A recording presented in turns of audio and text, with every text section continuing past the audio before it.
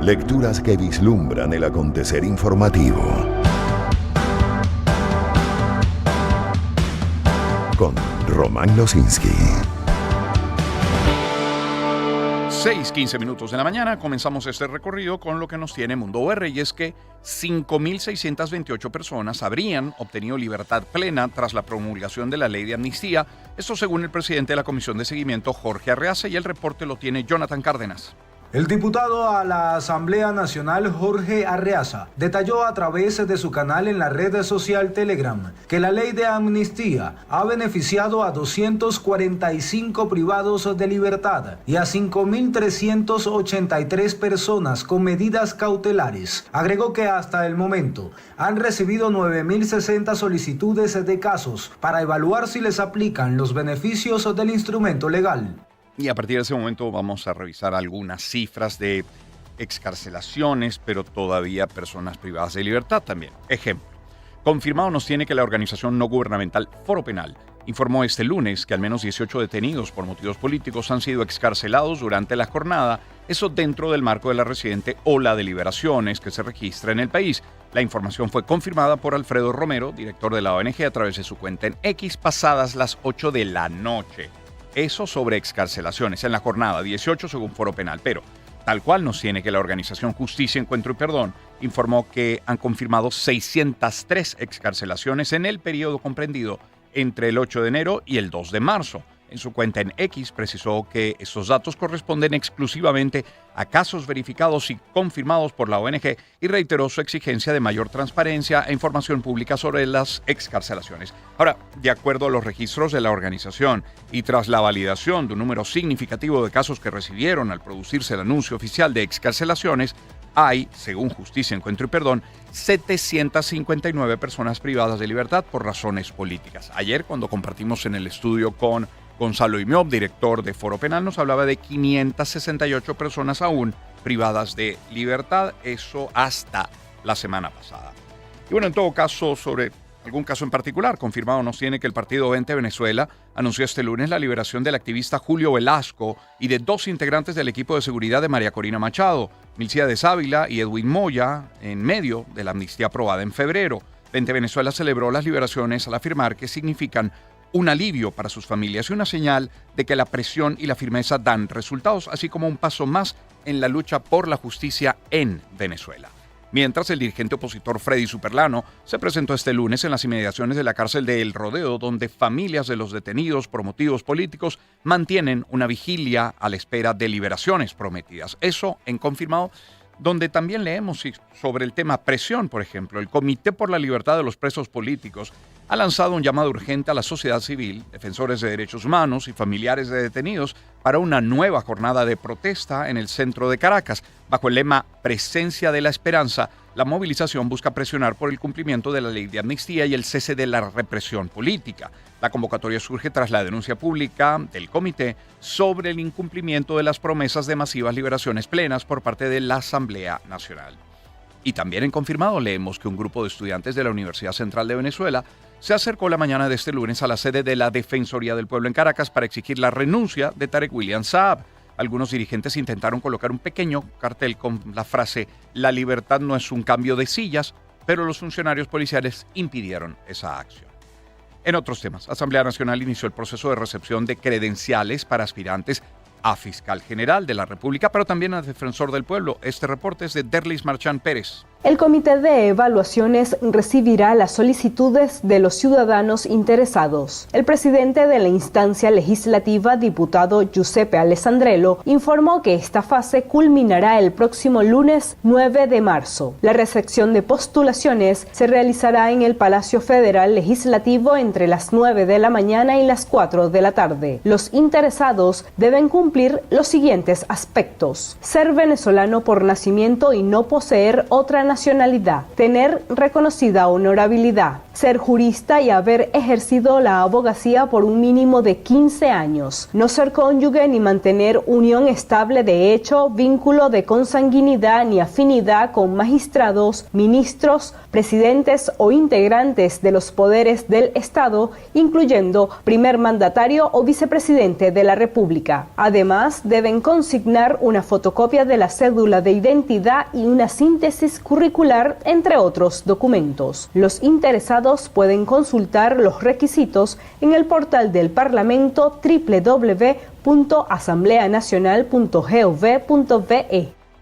Y mire, de los millones de venezolanos que emigraron del país como consecuencia de la crisis económica y la situación política, solo 11,4% planea regresar en el corto plazo, mientras otro 44,5% podría evaluar su retorno si mejoran las condiciones internas.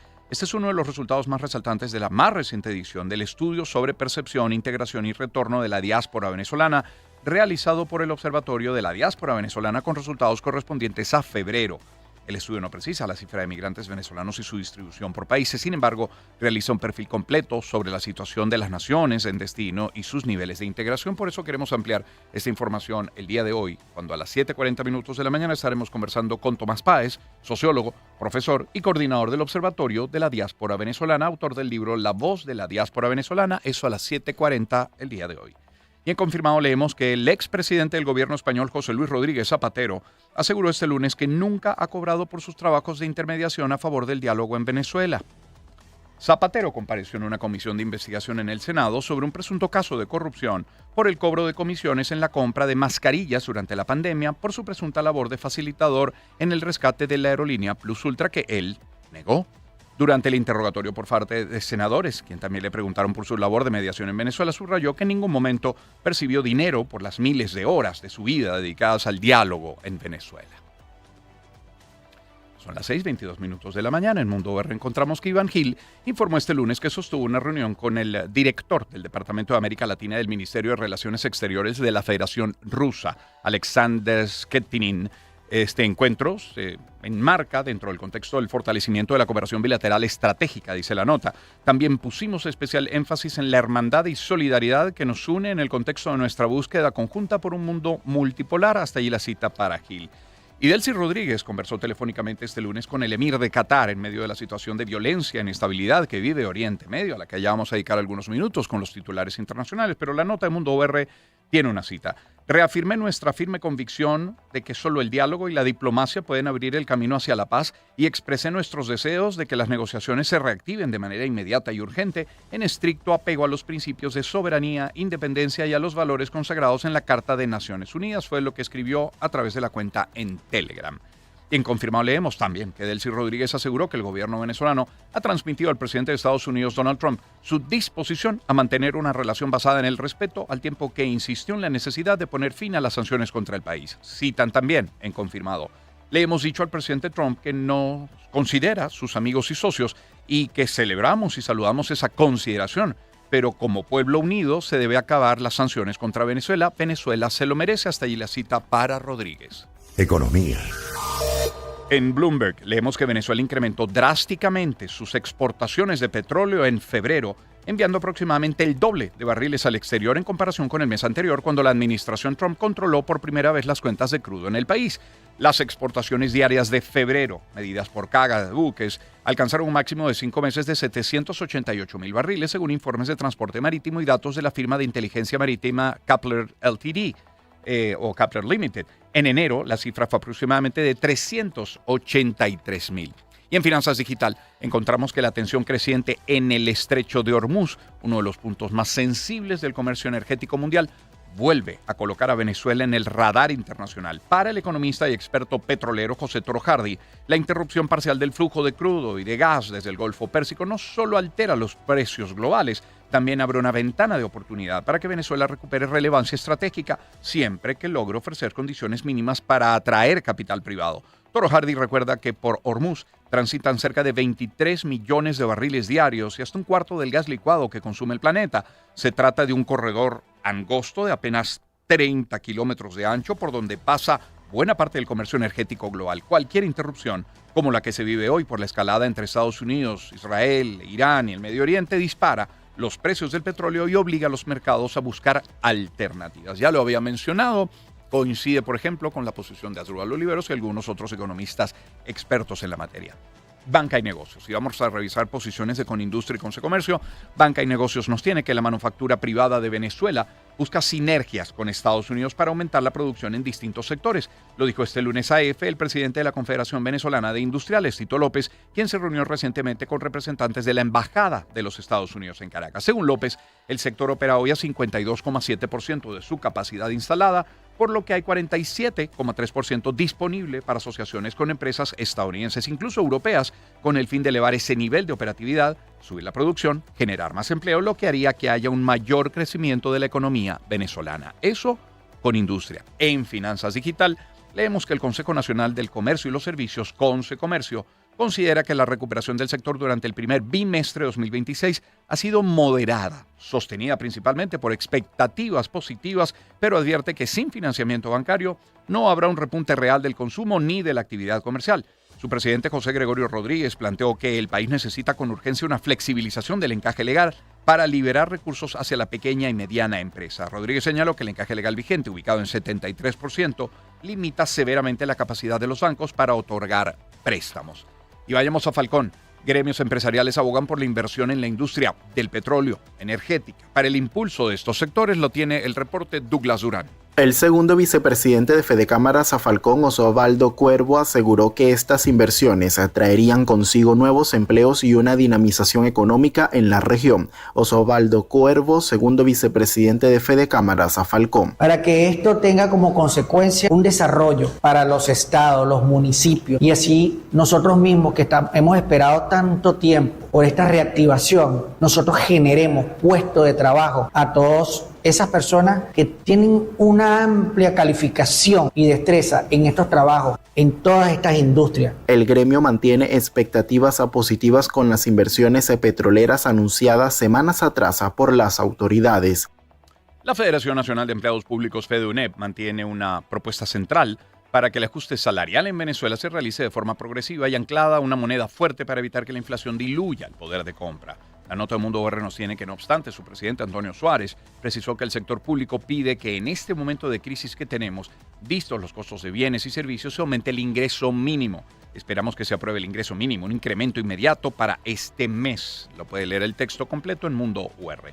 Y en Banca y Negocios encontramos que, según Carlos Rondón, presidente de la Cámara Nacional de Comercio de Autopartes, Canidra, hay perspectivas positivas sobre el regreso de marcas automotrices de Estados Unidos hacia el mercado venezolano y en el contexto actual adelantó que estas empresas están en proceso de evaluación de ese escenario. En ese sentido, Rondón sostuvo que ha habido un interés manifiesto por parte de esas empresas norteamericanas. De hecho, están aquí haciendo investigaciones, afirmó, aunque no ofreció detalles de las empresas que están ejecutando esas evaluaciones. Servicios públicos. Confirmado nos tiene que la tarde de este lunes el alcalde de Baruta, Darwin González, informó a los vecinos de la zona sobre una nueva avería en la línea principal del alimentador norte 72, de 72 pulgadas en el Boulevard del Cafetal. En consecuencia, diversos sectores de la localidad han quedado sin servicio de agua. Escribía, atención baruteños, Hidrocapital informa sobre una nueva avería en la línea principal del alimentador norte de 72 pulgadas en el Boulevard. A esta hora inicia protocolo de seguridad, se prepara el bombeo para poder reparar la falla y resguardar a los trabajadores. Hasta allí la cita. Sucesos. Mundo UR nos tiene que en Ciudad Bolívar organismos de seguridad y rescate hallaron dentro de un pozo el cadáver de un hombre reportado como desaparecido. El reporte lo tiene Carlos Uniaga. Después de permanecer una semana desaparecido, fue localizado el cuerpo de un hombre de 68 años en lo profundo de un pozo en Ciudad Bolívar. De acuerdo con el reporte oficial de Protección Civil, el cadáver de José Gregorio Flores Lizardi fue localizado en un aljibe ubicado en el sector Los Baes. Según el informe de seguridad, el cuerpo estaba en avanzado estado de descomposición. Ahora los funcionarios del Cuerpo de Investigaciones Científicas, Penales y Criminalísticas realizan las experticias correspondientes para determinar si el hombre cayó accidentalmente o si fue lanzado al pozo. Y cerramos con esto. Mundo UR nos tiene que con motivo de los comicios al Congreso de Colombia en el estado Táchira, los ciudadanos habilitados para ejercer el derecho al sufragio podrán hacerlo desde este 2 de marzo hasta el 7 de marzo en el consulado que corresponda a su circunscripción. El 8 de marzo, la circunscripción de la capital ejercerá su derecho al voto en el Colegio de Ingenieros del Estado Táchira. La circunscripción fronteriza continuará en el consulado. Tenemos un reporte de ello, Iris Sosa. El próximo 8 de marzo se llevarán a cabo las elecciones al Congreso de Colombia. 108 ocuparán curul en el Senado de la República y 183 representantes de la Cámara. Sin embargo, a fin de tener los datos a punto para ese día, los consulados iniciaron su proceso este lunes 2 de marzo a las 8 de la mañana, hora en los países correspondientes. Según datos ofrecidos por una fuente oficial, en la capital venezolana están habilitados para ejercer el derecho al sufragio para este proceso 56.125 ciudadanos. La segunda entidad en Venezuela con más ciudadanos habilitados es Zulia, con 25.150 con sede en Maracaibo. En el estado Táchira se manejarán 2 circunscripciones, una que abarca San Cristóbal por el estado Táchira con 7.615 ciudadanos y todo el estado Mérida con 12.050 habilitados para ejercer el derecho al sufragio. Otra circunscripción en zona de frontera ubicado en el municipio Bolívar que recogerá votos de San Antonio del Táchira, capital de dicho municipio, 3.195 votantes. El municipio Junín con 1.161 votantes y los municipios Pedro María Ureña y municipio Capacho Viejo. Acotan nuevamente que el paso fronterizo estará cerrado desde el día sábado 7 de marzo, hora de inicio aún por definir por parte del ministro del Interior Armando Benedetti, hasta el día lunes 9 de marzo a las 6 de la mañana hora Colombia, 7 de la mañana hora de Venezuela. Indican además que aquellos ciudadanos colombianos que no alcanzaron a inscribirse para estos comicios podrán hacerlo para ejercer en las presidenciales Colombia 2026 hasta el 30 de marzo. Vamos a la pausa, volvemos enseguida con más. Lo hacemos con música y este buen tema de Génesis que podría ser traducido algo así como que lanzándolo todo por la borda. Throwing it all away suena en la señal de éxitos. Encuentro de generaciones. Éxitos. Caracas, Valencia, Maracay, Puerto La Cruz, Puerto Ordaz, Barquisimeto, El Vigía, Mérida, Táchira, Margarita, Maracaibo, Maturín. Guarenas, Guatire. Éxitos. Sonidos en primera fila.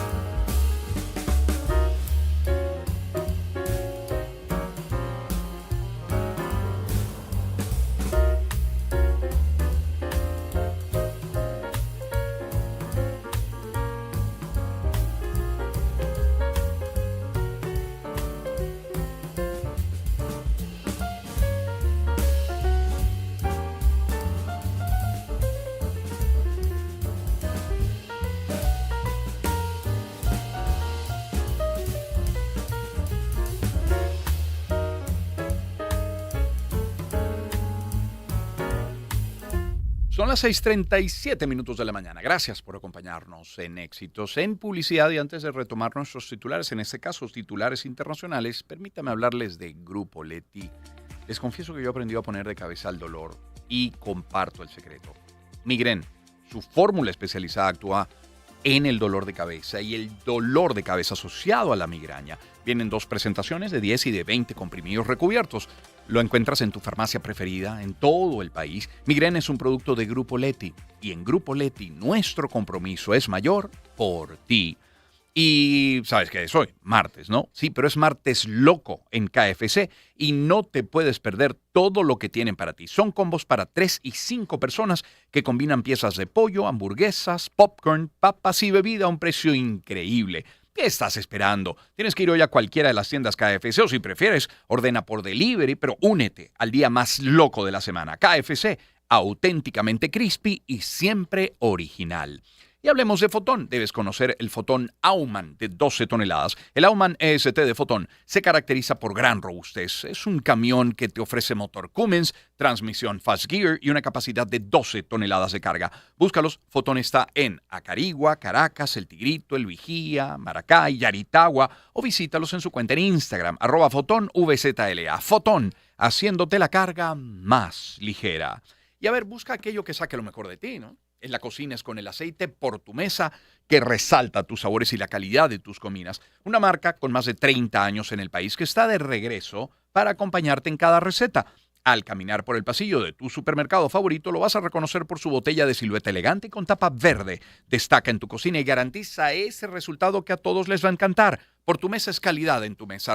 @portumesa.be. Cierro hablándoles de Zoom. Tu negocio siempre merece lo mejor. Con envíos nacionales Zoom, todos tus pedidos viajan seguros y llegan directo a la puerta de tus clientes con tiempos de entrega desde 24 horas. Disfruta de la tranquilidad de alcanzar tus metas de la mano de los expertos, porque nadie lo hace mejor que Zoom. Planeta de Naciones. Internacionales. Ahora, cuando es tiempo de abordar el panorama internacional, les confieso que cuesta mucho seguir la cronología de los eventos, la jerarquización de las informaciones, los criterios siquiera para organizar tanto que se recibe.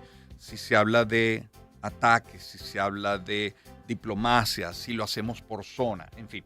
Por lo que quiero comenzar, como hicimos ayer, por algunos de los titulares más recientes y luego nos permitimos revisar lo que ha ocurrido en las últimas horas. Ejemplo, EFE nos tiene que el Organismo Internacional de la Energía Atómica informó este martes sobre daños recientes en los edificios de acceso de la planta subterránea de enriquecimiento de combustible de Natanz, en el centro de Irán, si bien subrayó que no se esperan consecuencias radiológicas. También en EFE leemos que la Media Luna Roja iraní elevó este martes a 787 personas. Es la cifra de muertos por los ataques de Israel y Estados Unidos que empezaron el pasado día sábado 28. El presidente de Estados Unidos, precisamente Donald Trump, ha vuelto a cargar hoy contra el primer ministro británico, Keir Starmer, quien dijo que no ha sido de mucha ayuda en la actual guerra contra Irán en unas declaraciones telefónicas al diario The Sun. Luego en AFP leemos que el ejército de Israel afirmó este martes haber bombardeado la residencia y Consejo de Seguridad de Irán en el centro de Teherán como parte de su campaña militar contra la República Islámica. Israel, que afirma haber atacado los centros de gravedad de Hezbollah en Beirut mientras se ven columnas de humo sobre la ciudad. Y la ONU en paralelo que exige una investigación del ataque a la escuela de Minab en Irán, un posible crimen de guerra. Dicho esto, siendo además lo más reciente, en Mundo Guerra encontramos que el presidente Donald Trump advirtió que las operaciones militares en Irán continúan y reiteró que Estados Unidos seguirá atacando hasta cumplir sus objetivos estratégicos. Hay un reporte desde Miami con Stephanie de Sousa. Durante la condecoración de soldados caídos en la denominada Operación Furia Épica, el mandatario reconoció que el conflicto podría extenderse por varias semanas y que persisten riesgos en el terreno, lo que podría provocar más bajas estadounidenses. Nos vamos a asegurar que la nación, la principal auspiciadora del terrorismo, nunca obtenga un arma nuclear. Y eso lo dije desde el comienzo. Jamás tendrán un arma nuclear. Más temprano, desde Washington, el secretario de Defensa Pete Hegseth aseguró que no hay tropas estadounidenses desplegadas en suelo iraní en este momento, aunque no descartó un eventual envío de fuerzas si la situación lo exige. El presidente Trump se asegura que nuestros enemigos entiendan que vamos a llegar hasta el fondo, hasta donde tengamos que llegar para que los intereses de Estados Unidos se cumplan. La escalada ha generado represalias de Irán con misiles y drones contra bases y aliados de Estados Unidos en el Golfo Pérsico. Autoridades reportan muertes de civiles y militares iraníes, además de daños en instalaciones estratégicas. Mientras tanto, la comunidad internacional insiste en llamados a la moderación de ambas partes.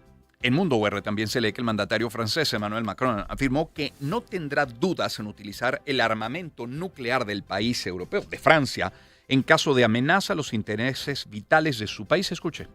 Ante la nación en estos momentos inciertos, yo he declarado una vez más que como presidente de la República nunca dudaré en tomar las decisiones que sean esenciales con el fin de proteger nuestros intereses vitales. Es por todo esto que estamos leyendo y lo que sigue, que a las 7 de la mañana estaremos conversando primero con el embajador internacionalista, profesor, columnista, presentador y productor de Brújula Internacional, el embajador Julio César Pineda, para hacer un análisis de una zona que conoce muy bien el embajador. Pero es que inmediatamente después, y producto de esto, partiendo de esto último, de las declaraciones del presidente francés, tendremos al ingeniero nuclear, socio del grupo Archicentro, empresa multinacional de gestión documental basada en Orlando, en Florida, Leancy Clemente, quien es un experto en materia nuclear y nos estará acompañando acá en el estudio. Sigo con los titulares internacionales. EFE nos tiene que el gobierno griego ha anunciado que envía 2 fragatas de guerra y 2 cazas F-16 a Chipre para contribuir de todas las formas posibles a la defensa de la isla, después de que la pasada noche un dron de fabricación iraní impactara en la base británica de Akrotiri, en la isla mediterránea. Eso el gobierno griego. Ahora, Reino Unido rechazó estar en guerra después de que una base británica fuera atacada por drones iraníes en Chipre, tras la decisión de Londres de autorizar a Washington a usar sus complejos militares contra Irán, según informó el primer ministro Keir Starmer. El presidente Trump ha expresado su desacuerdo con nuestra decisión de no participar en los ataques iniciales, pero es mi deber determinar qué responde al interés nacional del Reino Unido. Eso es lo que he hecho y mantengo esa posición. Creemos que la mejor vía a seguir para la región y para el mundo es un acuerdo negociado, en el que Irán acepte renunciar a cualquier aspiración de desarrollar un arma nuclear y ponga fin a su actividad desestabilizadora en toda la región. Ahora, Europa Press aclara. Las autoridades de Turquía negaron que se hayan producido ataques iraníes contra objetivos estadounidenses, como bases militares situadas en su territorio, después de que varios videos se difundieran a través de redes sociales y apuntaran a que supuestamente había ocurrido ese tipo de represalia. Europa Press también nos tiene que el gobierno de Qatar informó en la madrugada de este martes que ha interceptado y neutralizado con éxito 2 misiles balísticos en dirección a su territorio en medio de la oleada de ataques perpetrados por Irán contra bases militares estadounidenses en la región del Golfo Pérsico. Y el ejército de Israel anunció este martes que estaba realizando ataques simultáneos en Teherán y Beirut contra objetivos militares iraníes y de Hezbollah. Por cierto, que el ejército de Israel afirmó este martes que sus soldados están desplegados en varios puntos del sur del Líbano, en paralelo a la campaña de bombardeos contra el movimiento pro-iraní Hezbollah iniciada el día anterior. Ahora, el primer ministro libanés, Nawaf Salam, anunció que van a prohibir toda la actividad militar del grupo chií Hezbollah y a forzar su desarme después de un ataque del movimiento contra Israel, y esto provocó una ofensiva aérea de envergadura contra Líbano. Ahora, de sedes diplomáticas hay mucho. Está lo que ocurrió en Karachi con el consulado de los Estados Unidos, algunas personas fallecidas, heridos, producto de enfrentamiento entre personas que intentaban entrar y la policía. Pero el Ministerio de Defensa de Arabia Saudí confirmó este lunes que la embajada de Estados Unidos en Riad fue atacada por 2 drones, lo que ocasionó un pequeño incendio y daños materiales menores en el edificio sin que se informara sobre víctimas. También en AFP leemos que Estados Unidos anunció este martes el cierre indefinido de su embajada en Kuwait en plena ola de ataques de Irán a objetivos estadounidenses en el Golfo Pérsico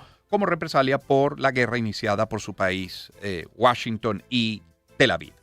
A ver, encontramos en AFP que el secretario de Estado de Estados Unidos, Marco Rubio, afirmó que la operación militar a gran escala lanzada el sábado contra Irán fue un movimiento preventivo, ya que según dijo la República Islámica se disponía a atacar primero posiciones estadounidenses en la región. Y el secretario de Estado, Marco Rubio, aseguró que los golpes más duros del Pentágono contra Irán aún están por venir y que la siguiente fase de ataques que prepara Washington será aún más severa, esa última una cita textual. Un Estados Unidos que informó que utilizó parte de su arsenal más avanzado durante las primeras 48 horas de la ofensiva contra Irán, pero no precisó en su último boletín cuántos objetivos en tierra fueron destruidos, ni ha confirmado oficialmente el número de estadounidenses heridos, más allá de los 6 fallecidos reportados. Hay dos notas recientes de Europa Press.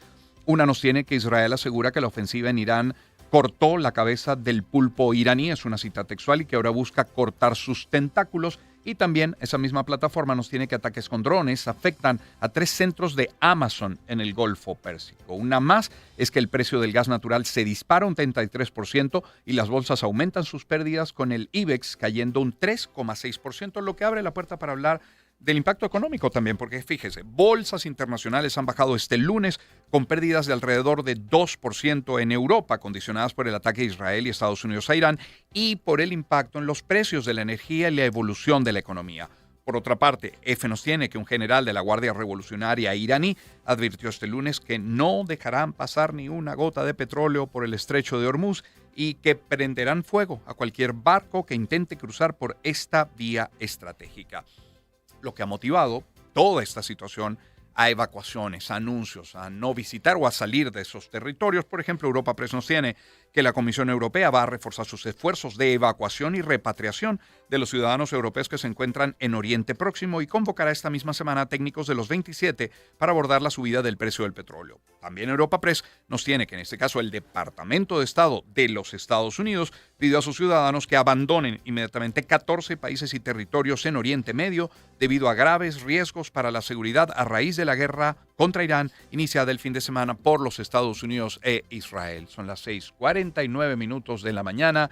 También vemos en El Mundo de España, en su cuenta en X, el ataque con lo que parecen ser drones o misiles. La tensión, dice, aumentan por momentos cuando Irán lanza una nueva ofensiva de misiles contra Israel. Esto es información en pleno desarrollo. A esta hora se publica ese video. Todo esto ocurre mientras continúa la guerra en Ucrania, pero nos vamos ahora a Norteamérica porque el presidente Trump lució este lunes un sarpullido oscuro con aparentes costras en el lado derecho del cuello y su médico personal Sean Barbarella atribuyó un tratamiento preventivo. Congreso de Estados Unidos que publicó los videos íntegros de las declaraciones a puerta cerrada que brindaron la semana pasada el expresidente Bill Clinton y la exsecretaria de Estado Hillary Clinton, su esposa, sobre el fallecido delincuente sexual Jeffrey Epstein. Y ya en nuestro continente, en Sudamérica, este lunes comenzaron las votaciones en el exterior para el Congreso de Colombia. 1.200.000 colombianos que están fuera del país podrán participar. Y en el caso de Venezuela, como hemos revisado en los titulares nacionales, son más de 170.000 inscritos. Tenemos un reporte de Oscar Pineda.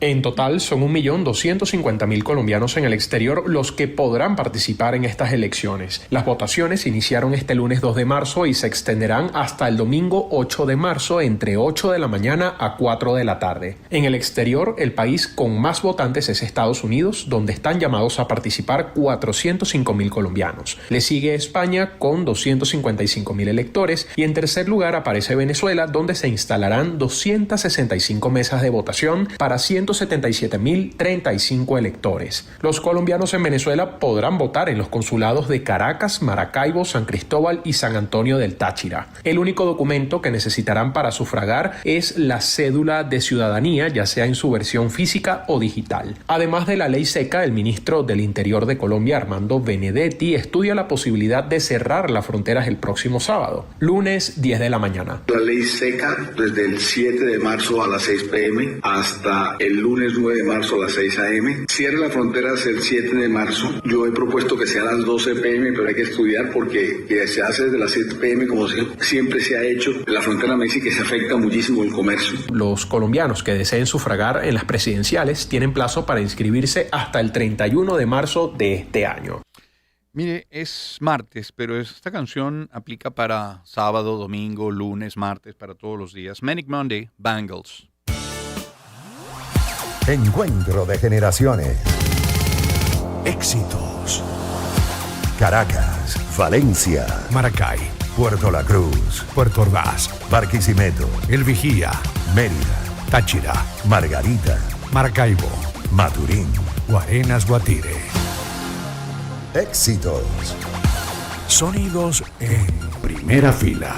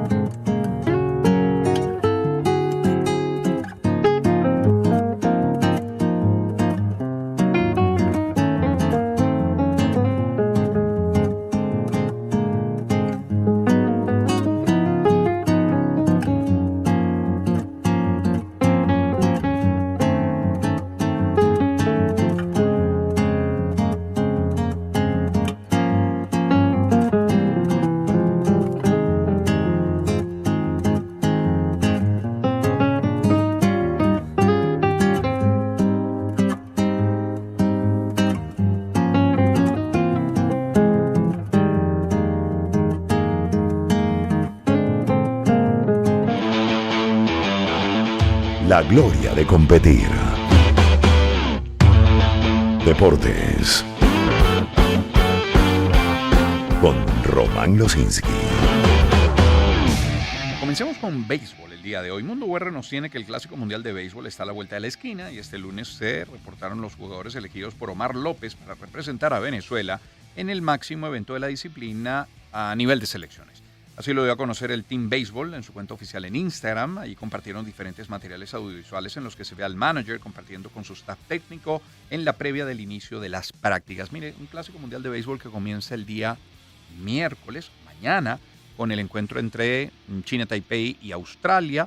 Vamos a ver, los equipos que van a formar parte son Corea del Sur, Australia, Japón, China, Taipei, como he dicho, Cuba, Panamá, Países Bajos, Venezuela, México, Gran Bretaña, Puerto Rico, Colombia, Nicaragua, República Dominicana, Estados Unidos, Brasil. Venezuela tendrá su primer partido el día viernes contra Países Bajos. No me queda claro la hora, no sé si es hora de Venezuela, si es hora de Miami, todavía hay una hora de diferencia. Debería ser entre el mediodía y la 1 de la tarde. Lo confirmamos y lo compartimos más adelante. Ahora, el ex jinete venezolano retenido en Dubái por tensión en Medio Oriente es motivo de titular. Mundo UR lo tiene. El entrenador venezolano Efraín Arguinzones, que el sábado disputó con su yegua Guelinot las 1000 guineas de Dubái, grupo 3 del hipódromo de Meidán, donde logró la 4ª plaza, se encuentra desde entonces retenido en este Emirato Árabe junto a otros muchos europeos que aún no han podido regresar a sus hogares. Profesionales como los campeones de jockeys británicos Ryan Moore y el francés Michael Barcelona, o como el preparador del último arco de triunfo, el francés Francis Henry Gaffard, tampoco pueden abandonar desde entonces Dubái. Lo tiene Mundo UR. Y en materia de fútbol, tenemos que el conjunto Real Madrid perdió ayer 1-0 ante Getafe en la jornada 26 de la Liga. No, 1-0 no, 0-1, porque se jugó además en el Real Madrid, vergonzoso lo del equipo blanco.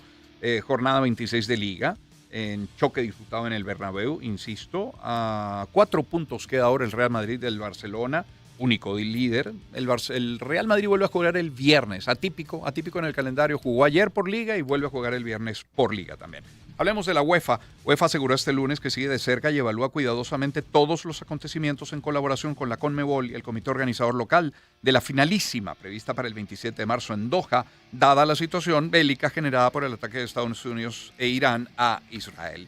Y la UEFA sancionó al Tottenham debido a los saludos nazis hechos por 3 de sus aficionados durante el encuentro a domicilio frente al Eintracht Frankfurt, correspondiente a la Liga de Campeones el pasado 28 de enero, según informó este día lunes. El organismo rector del fútbol europeo impuso una multa de 30.000 euros al club inglés, además de una sanción adicional de 2.250 euros por el lanzamiento de objetos por parte de la afición de los Spurs. En tenis, la ATP confirmó que un pequeño grupo de tenistas y miembros de sus equipos que participaron hasta este sábado en el torneo de Dubái continúan en el país y que se les seguirá prestando apoyo para garantizar que puedan salir con seguridad cuando las condiciones lo permitan. Cierro con Fórmula 1, que ante la escalada del conflicto en Irán, Mohammed Ben Sulayem, presidente de la Federación Internacional del Automóvil, la FIA, afirmó este lunes que sus decisiones estarán guiadas por la seguridad y el bienestar, mientras el Gran Premio de Australia mantiene aún su calendario. Son las 6:58 de la mañana. Tenemos información de último momento. El complejo de liderazgo del régimen iraní, sede central, ha sido desmantelado. Esta sede de mando era uno de los activos más fuertemente protegidos en Irán. El complejo que alberga a los líderes del más alto rango del régimen fue alcanzado por las fuerzas de defensa israelíes anoche utilizando inteligencia precisa. Líderes detrás de este régimen terrorista y la sede en la que se encuentran han sido eliminados. Repito, solo leo textualmente la cuenta de las defensas de Israel. Son las 6:58 de la mañana. ¿Qué tenemos en el programa para el día de hoy? Bueno, como les decía, Julio César Pineda, abriendo la hora de las 7 de la mañana. Inmediatamente después tendremos al ingeniero nuclear Leancy Clemente. Un poco más adelante, 7:40, tendremos al sociólogo Tomás Páez, porque ha salido la actualización, la más reciente, del estudio sobre percepción, integración y retorno de la diáspora venezolana, para luego dar paso a las 8 de la mañana a nuestro arrobas de culto, hoy con un traductor, intérprete, profesor de japonés español, es decir, un español que vive en Japón, pero que nos muestra a diario a través de su cuenta cómo es la vida en ese país. 6:59, vamos a poner algo de buena música. Puede ser esto de Johnny Hates Jazz y Shattered Dreams. Encuentro de generaciones. Éxitos. Caracas, Valencia, Maracay, Puerto La Cruz, Puerto Ordaz, Barquisimeto, El Vigía, Mérida, Táchira, Margarita, Maracaibo, Maturín. Guarenas Guatire. Éxitos. Sonidos en primera fila.